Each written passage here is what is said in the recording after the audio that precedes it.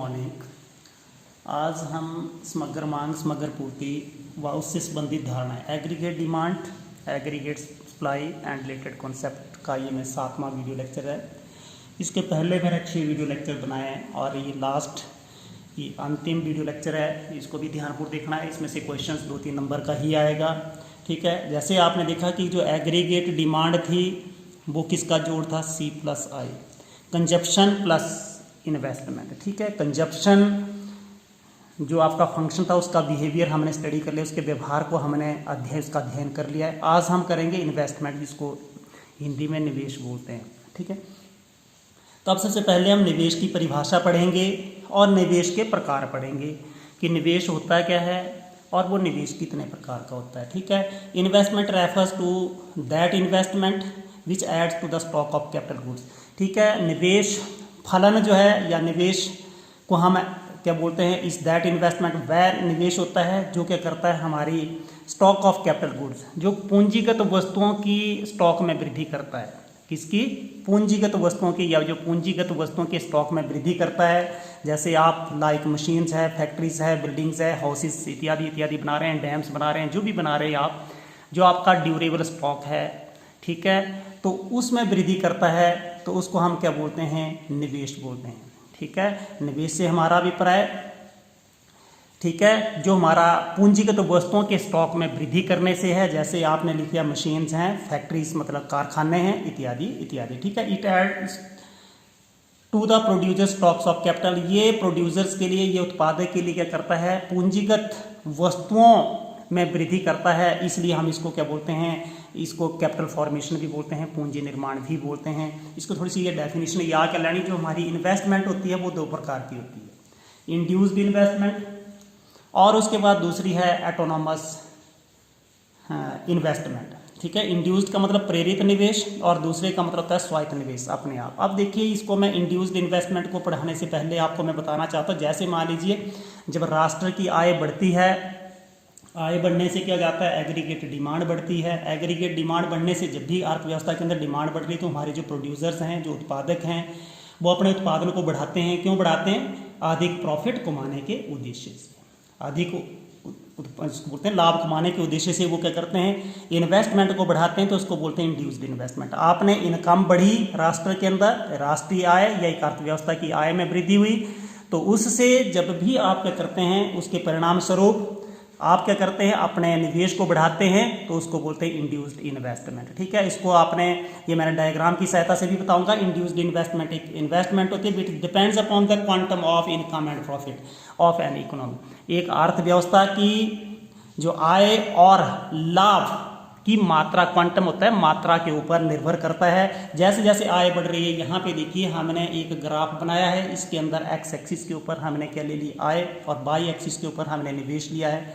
अब देखिए वाई कितनी है, OY है, इसके सीध में चले जाएंगे। इन्वेस्टमेंट कितना है आपका, OI है, OI के बराबर इन्वेस्टमेंट कर। अब आपकी आय बढ़ करके कितनी होगी, OY1 होगी।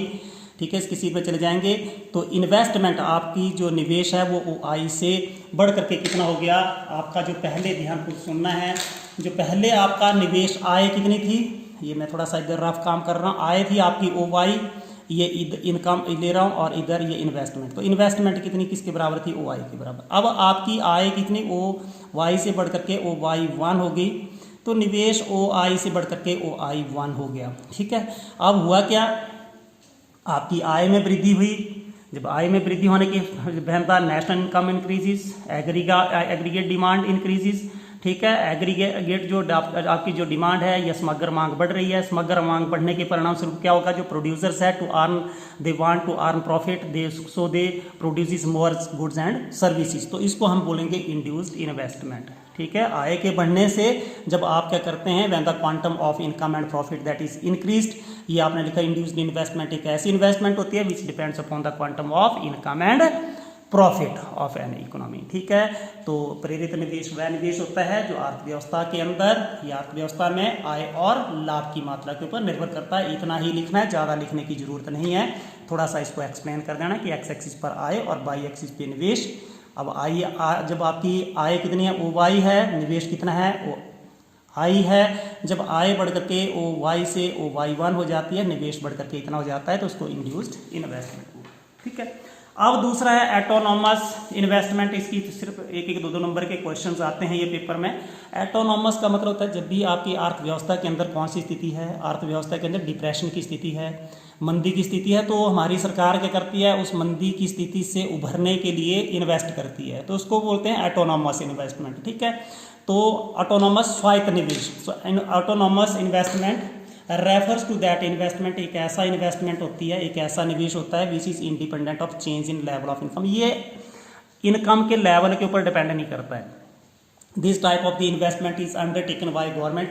ये जो निवेश है वो सरकार के द्वारा to promote the level of aggregate demand. आपने अर्थव्यवस्था के अंदर एग्रीगेट डिमांड यानी कि समग्र मांग को बढ़ाने के लिए जो निवेश किया जाता है उसको हम क्या बोलते हैं, स्वायत्त निवेश। अर्थव्यवस्था के अंदर मंदी की स्थिति है, अर्थव्यवस्था के अंदर मंदी की स्थिति का मतलब आपकी एग्रीगेट डिमांड बहुत कम है, लोगों के पास पैसा बहुत कम है, तो गवर्नमेंट क्या करेगी, ये स्वायत्त निवेश करेगी। उससे क्या हो जाएगा, एग्रीगेट डिमांड जो है वो इंक्रीज हो जाएगी। Autonomous investment refers to that investment which is independent of change in level of income, जो कि आय के स्तर में जो परिवर्तन से क्या होती है, स्वतंत्र होती है। ठीक है, आय में परिवर्तन से स्वतंत्र होती है, और इस प्रकार का जो निवेश है वो सरकार के द्वारा अर्थव्यवस्था के अंदर किसकी मांग को बढ़ाने के लिए, एग्रीगेट समग्र मांग को बढ़ाने के लिए किया जाता है। अब देखिए यहाँ पे वही बात हमने चित्र में बनानी है।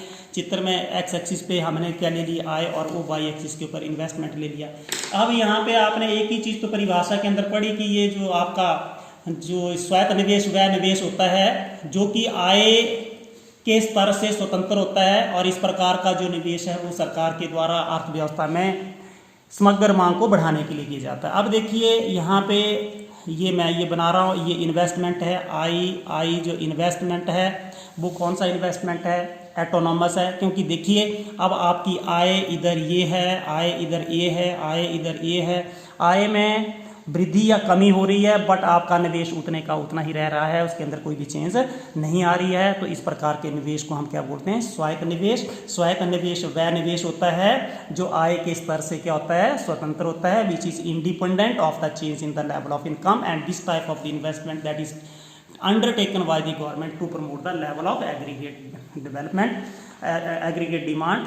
और ये समग्र मांग को बढ़ाने के लिए इस प्रकार का निवेश जो है सरकार के द्वारा किया जाता है। एक दो नंबर के क्वेश्चंस आ सकते हैं। ठीक है, अब नेक्स्ट देखिए, अब आपकी जो कुछ रोजगार की धारणाएं, इसकी 3-4 डेफिनेशंस मैं आपको बताने जा रहा हूँ। आपने ये डेफिनेशंस पढ़नी है।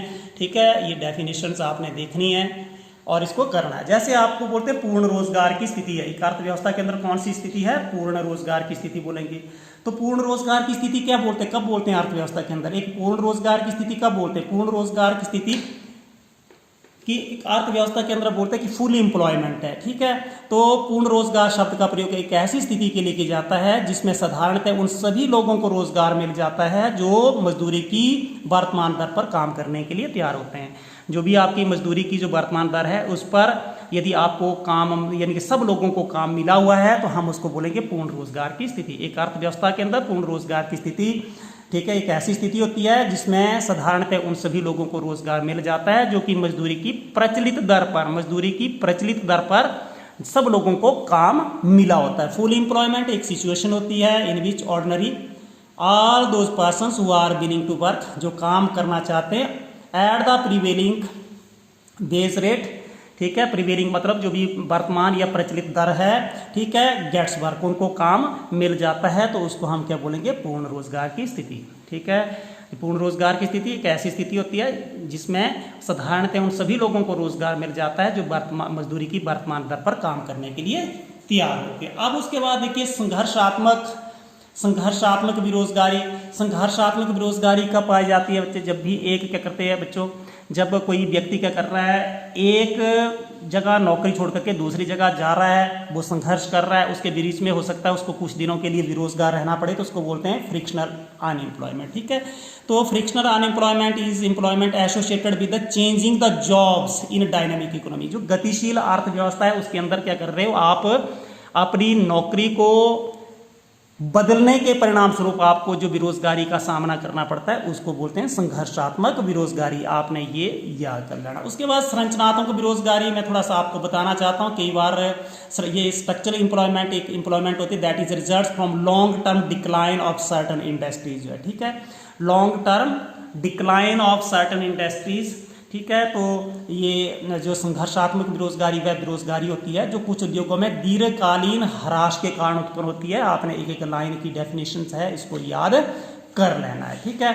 अब अगली जो आपकी बेरोजगारी के टाइप्स आ रहे हैं, जो बेरोजगारी के नेक्स्ट जो टाइप्स आ रहे हैं, एक आपकी ऐच्छिक बेरोजगारी। ऐच्छिक बेरोजगारी का मतलब समझते हैं कि आपको मजदूरी मिल रही है लेकिन आप काम नहीं करना चाहते हो, तो उसको बोलेंगे ऐच्छिक, मतलब अपनी मर्जी से, वॉलंटरी अनएम्प्लॉयमेंट। कौन सी अनएम्प्लॉयमेंट आ गई? वॉलंटरी अनएम्प्लॉयमेंट, ठीक है। Voluntary unemployment refers to the situation, एक ऐसी स्थिति होती है when a person is employed unemployed, एक पर्सन क्या है, एक व्यक्ति क्या है, बेरोजगार है, because he is not willing to work at the existing wage rate, क्योंकि वो जो भी आपकी मजदूरी की जो वर्तमान दर है उस पर वो काम नहीं करना चाहता है, इसलिए वो बेरोजगार है। वो काम नहीं करना चाहता है, आपको मजदूरी मिल रही है लेकिन प्रिवेलिंग रेट के ऊपर वो बहुत ज़्यादा मजदूरी चाहता होगा। मान लीजिए 300 रुपये दिहाड़ी मिल रही है और एक मजदूर 300 रुपये दिहाड़ी पर काम करने के लिए तैयार नहीं है, तो उस टाइप की हम बेरोजगारी को बोलेंगे ऐच्छिक बेरोजगारी, ठीक है। एक ऐसी स्थिति होती है जिसमें एक पर्सन क्या होता है, अनएम्प्लॉयड होता है, बेरोजगार होता है, क्योंकि वो मजदूरी की प्रचलित दर पर जो है वो काम करने के लिए तैयार नहीं होता है। अब अगले वाली देखिए जो बेरोजगारी है इनवॉलंटरी। इनवॉलंटरी में आप काम तो करना चाहते हैं बट आपके पास कोई भी काम नहीं है। Involuntary unemployment. इनवॉलंटरी अनएम्प्लॉयमेंट एक ऐसी कंपल्शन होती है, compulsion to remains unemployed because jobs are not available in the market, ठीक है। तो अनैच्छिक बेरोजगारी की वह स्थिति है जिसमें एक व्यक्ति या मजदूर क्या है, वो मजदूर की प्रचलित मजदूरी दर पर काम करने के लिए तैयार होता है लेकिन बाजार में उसके लिए कोई भी काम नहीं होता है, but there is no job in the market, ठीक है। Although person is willing to work at the prevailing rate of basis जो है, ठीक है। एग्जिस्टिंग भी लिख सकते हो, एग्जिस्टिंग और प्रीवेलिंग रेट ऑफ बेसिस, यानी कि मजदूरी की प्रचलित दर पर वो काम करने के लिए तैयार है फिर भी उसको काम नहीं मिलता है तो उसको इनवॉलंटरी अनएम्प्लॉयमेंट। तो आपने 4 या 5 टाइप की फुल एम्प्लॉयमेंट आपने पढ़ ली, उसके बाद स्ट्रक्चरल अनएम्प्लॉयमेंट पढ़ ली, फ्रिक्शनल अनएम्प्लॉयमेंट पढ़ ली, वॉलंटरी पढ़ ली और इनवॉलंटरी। ये 5 डेफिनेशन याद कर लेनी है, इसमें से एक आध डेफिनेशन पेपर में जरूर आती है। आपने इसके नोट्स बनाने हैं, कोई चीज़ समझ नहीं आई तो यू कैन जो है वो contact me with the help of phone से भी आप मुझे कॉन्टैक्ट कर सकते हो, ठीक है। Thank you, have a nice day.